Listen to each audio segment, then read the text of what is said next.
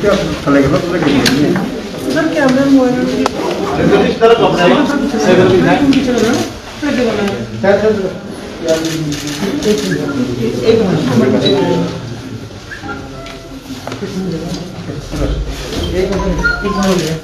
हिलना नहीं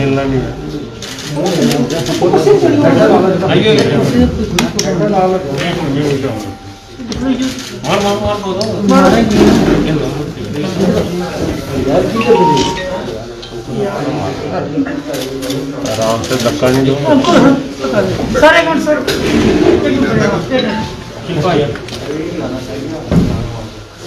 यार तो भैया कुछ नहीं करते हैं यार।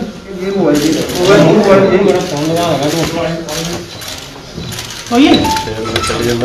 चलो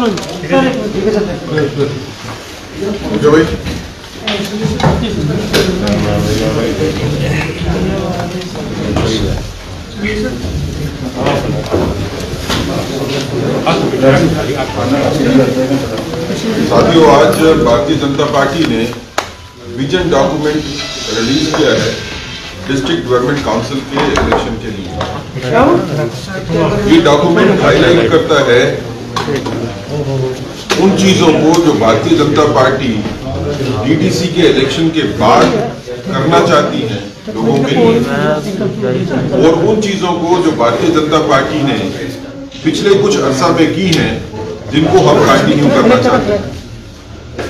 विजन डॉक्यूमेंट हाईलाइट करता है कि भारतीय जनता पार्टी ये समझती है कि जम्मू कश्मीर में एक बड़ी लड़ाई आतंकवाद के खिलाफ लड़ी जा रही है, और इस आतंकवाद के खिलाफ लड़ाई में जो सबसे बड़ा हथियार हमारे पास है वो आर्टिकल 370 और 35A की एब्रोगेशन है।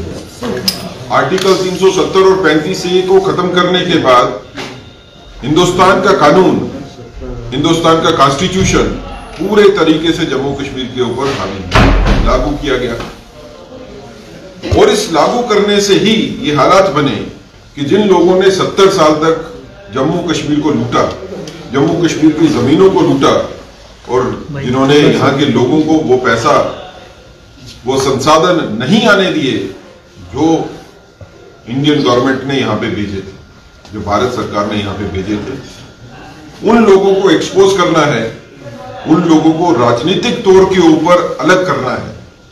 और इसलिए हम जनता से आह्वान करते हैं कि इनको अपनी वोट की ताकत से हराइए। ये लोग जिन्होंने जनता को हराने का काम 70 साल किया, आज जनता के पास मौका है कि इनको हराएं, इनको बताएं कि भारत की जनता जो जम्मू कश्मीर में रहती है ये एक नए जम्मू कश्मीर को लिखना चाहती हैं जिसमें सबकी भलाई होगी, सबकी तरक्की होगी। इसी तरह हम चाहते हैं कि डिस्ट्रिक्ट गवर्नमेंट काउंसिल के इलेक्शन के बाद जो डिस्ट्रिक्ट गवर्नमेंट काउंसिल्स यहाँ पे बनेगी, जो नई तरक्की के रास्ते यहाँ पे खुले हैं, जिसमें इंडस्ट्री बड़े तौर के ऊपर जम्मू कश्मीर के बीच में आने वाली है, जिसमें नई एम्प्लॉयमेंट पब्लिक सेक्टर में क्रिएट होंगी, जिसमें नए संसाधन हॉर्टिकल्चर और एग्रीकल्चर के लिए प्रोवाइड करवाए जाएंगे, जिसमें जम्मू कश्मीर को बाकी भारत के साथ विकास की राह पे जोड़ा जाएगा। इसमें डिस्ट्रिक्ट गवर्नमेंट काउंसिल का बहुत बड़ा रोल होने वाला है, और उस रोल को निभाने के लिए अच्छे लोगों को चुन के सामने आना चाहिए, ऐसे लोगों को चुन के सामने आना चाहिए जिनकी सोच भारतीयता के साथ। पिछले कुछ अरसे में जो हम देख रहे हैं जम्मू कश्मीर में कि गुपकार गैंग के नाम के ऊपर और उनके समर्थक, जिसमें टेक्निकल समर्थक जो है कांग्रेस भी है और बाकी पार्टीज भी, ये जम्मू कश्मीर के लोगों को गुमराह कर रहे हैं। ये पाकिस्तान और चीन की बात करने वाले जम्मू के लोगों को तरक्की की राह के ऊपर चलते हुए नहीं देखना चाहते। अब ये कुछ पिछले दिनों से ये बात साफ हो गई कि इन लोगों को इकट्ठे होने का मकसद ये था कि जो लूट खसूट ये कर रहे थे, जो रोशनी एक्ट में वाजिया तौर के ऊपर सामने आई, ये उसी को चलाना चाहते हैं। इनका और कोई एजेंडा जो है वो नहीं है, इनका एजेंडा एंटी पीपल है। लोगों के पास एक ऑप्शन है, प्रो पीपल पॉलिटिक्स को चुनना या एंटी पीपल पॉलिटिक्स को चुनना।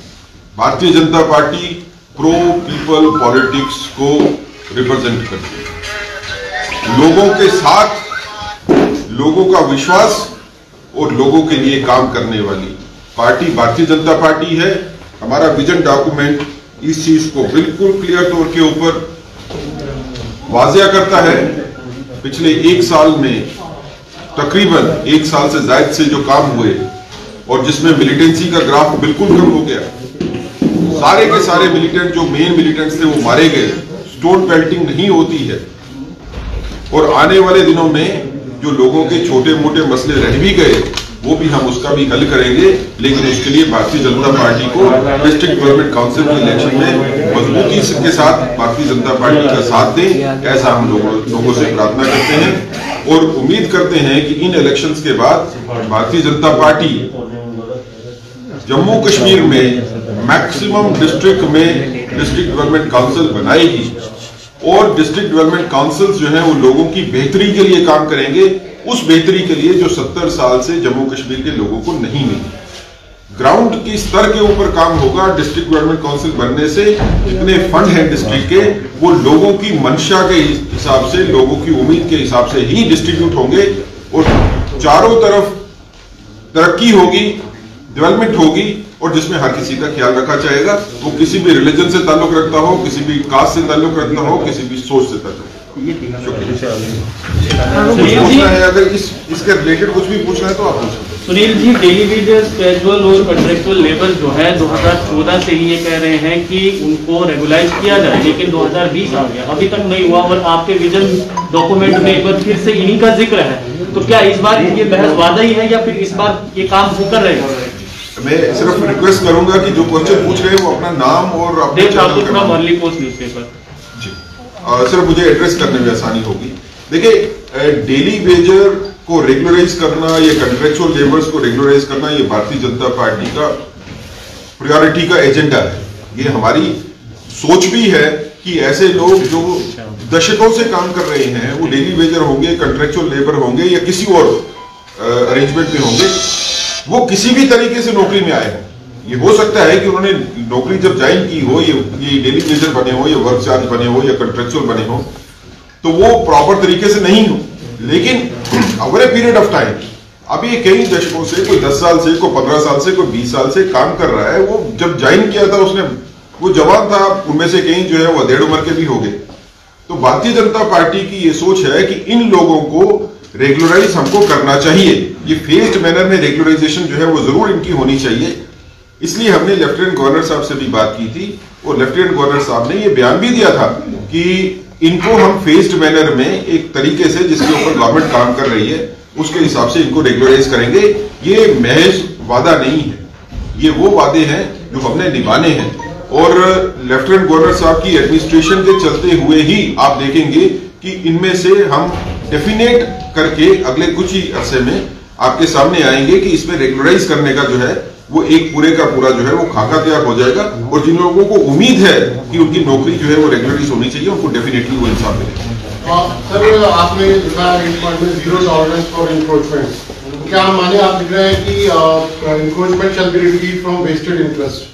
तो जो फारूक अब्दुल्ला साहब और उमर अब्दुल्ला साहब पे उनकी जमीन का यहाँ पे जो इलीगल कब्जा किया हुआ है, तो बीजेपी अगर गवर्नमेंट में आती है यहाँ पर डीडीसी में, तो वो कब्जा हटाएंगे आपको?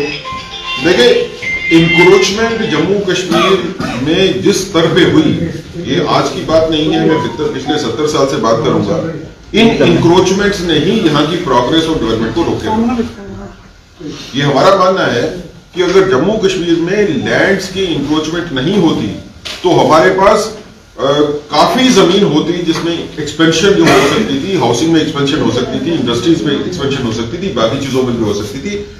हमारा विजन जो है वो साफ है कि जिन लोगों ने इंक्रोचमेंट की है उन लोगों से वो सारी की सारी जगह जो है वो वापस लेनी है इंक्रोचमेंट वाली, और जिन लोगों ने इंक्रोचमेंट करवाई है साथ में होके उनके खिलाफ जो है वो क्रिमिनल केस भी बनेंगे, उनकी प्रोसिक्यूशन भी होगी। जिस आदमी ने क्राइम किया है उसको उसकी क्राइम की सजा भी जरूर मिलनी चाहिए। लेकिन ये साफ है कि इंक्रोचमेंट्स को किसी भी हद तक जो है वो जस्टिफाई नहीं करना है। कोई इंक्रोचमेंट जस्टिफाई नहीं होगी, सभी इंक्रोचमेंट्स को खाली करवाया जाएगा। वो चाहे फारूक अब्दुल्ला साहब की इंक्रोचमेंट होगी, उनके मिनिस्टर्स की इंक्रोचमेंट होगी, किसी दूसरी पार्टी के मिनिस्टर्स की होगी, किसी का लिहाज जो है वो नहीं किया। सर, एक सबमिशन है इसी का कि विपक्ष ये आरोप लगा रहा है कि ऐसा कैसे हो सकता है, लिस्ट में सारे विपक्षी नेताओं के नाम है और बीजेपी के एक भी लीडर का नाम नहीं आ रहा। देखिए, लिस्टें जो हैं वो गवर्नमेंट शाया कर रही है। अगर आपको लगता है कि किसी जगह पे लिस्ट में कोई कमी है तो गवर्नमेंट के साथ आप डिप्टी कमिश्नर के ऑफिस में जाके आरटीआई में अप्लाई कर सकते हो। लेकिन भारतीय जनता पार्टी की ऑफिशियल स्टेटमेंट हम देने के लिए यहाँ पे बैठे हैं कि हम किसी इंक्रोचर को जस्टिफाई भी नहीं करेंगे, किसी इंक्रोचर को प्रोटेक्ट भी नहीं करेंगे। वो किसी पार्टी का भी होगा, किसी पार्टी से, किसी विचारधारा से ताल्लुक रखता होगा। हमारा मानना यह है कि इंक्रोचर जो है उसका ना कोई रिलीजन होता है, उसकी ना कोई पॉलिटिकल धारा होती है, ना उसका कोई पॉलिटिकल विश्वास होता है। इंक्रोचर को और लॉ ब्रेकर को उसी तरह देखना चाहिए, एक ही तरह से, और सभी के साथ एक ही तरह से डीलिंग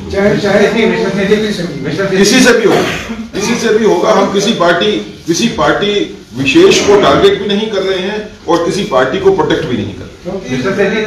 विजिलेंस ने अपने स्टेटस रिपोर्ट में और रीजनल कमिश्नर और प्रिंसिपल चीफ कंजर्वेटर फॉरेस्ट ने अपने लेटेस्ट स्टेटस रिपोर्ट में अब्दुल गनी कोहली साहब का नाम भी लिया। भाई साहब, किसी भी पार्टी का कोई ताल्लुक रखने वाला लीडर होगा या फॉलोअर होगा या सपोर्टर होगा, वो पार्टी कोई भी हो, हम किसी को प्रोटेक्ट नहीं करेंगे। ये official stand Bharatiya Janata party का है कि जिसने भी इंक्रोचमेंट की है उसके खिलाफ कार्रवाई जो है वो होगी और इंक्रोचमेंट उससे खाली होगी। Mr. Sethi, when you say that you are going to retrieve the land which has been encroached upon by Dr. Farooq Abdullah, you mean to say that you are going to demolish his house? I mean, the government is going to demolish his house? I am not saying only for Dr. Farooq Abdullah. I am saying from every encroacher, the land which is encroached will be taken back. A person who has encroached the land, say a forest land, which is the allegation against Dr. Farooq Abdullah and his family and many leaders also, the land which belongs to the forest should be retrieved and given back to the forest. जिस forest की जगह के ऊपर घर बने हैं, उन घरों को डिमोलिश करके वहां पे वापस फॉरेस्ट ही बनना है। No, are you demanding it or you are promising it? देखिए, हमारी डिमांड भारतीय जनता पार्टी की जरूर है और हम डॉक्यूमेंट में इसको क्लियर रखे हुए हैं कि जिन्होंने इंक्रोचमेंट की है उनसे इंक्रोचमेंट रिमूव करवाई जाएगी।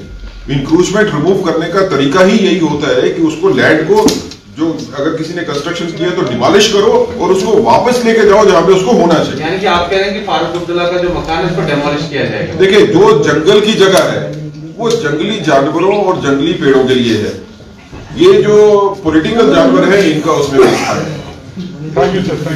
कोई और रहता है कुछ?